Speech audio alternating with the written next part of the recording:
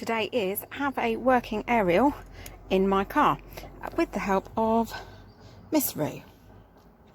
So I have bought this aerial from Halfords, which is the only one that's vaguely acceptable to put on the car that isn't going to look disgusting, but because it's wing mount, it's trying to fit it in. So what I've done on the car today is I've trimmed the back of the wing mount rubber bit that sits on the outside, and on the Halfords one, on the metally bit here, there's like a little knob on there, and all I've done is cut a tiny little groove into the rubber, just so it sits in there neatly, and then removed all the rubber bit that comes with the aerial just there.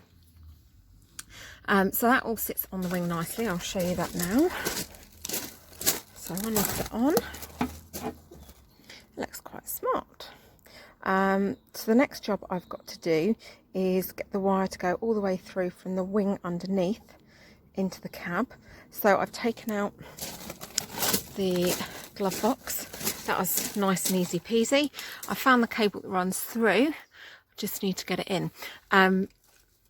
So just to show you here, there's this little rubber grommet that goes inside the wing, and then this is the aerial bit that I need to get all the way through, but I'm struggling to get the aerial in the grommet, so it's Vaseline time. Okay, after quite a bit of effort, the grommet is through.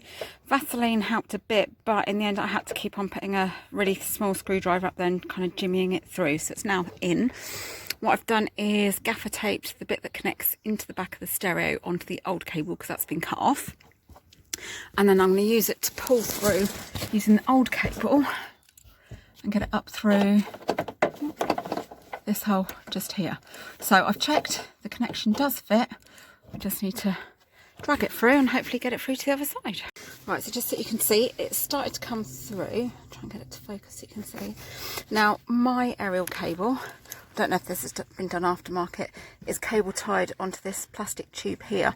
So what I'll do is remove, there's a couple of cable ties along the tube, unclip that to be able to get the old one out, and then I'll put some new cable ties on to hold this one neatly in place.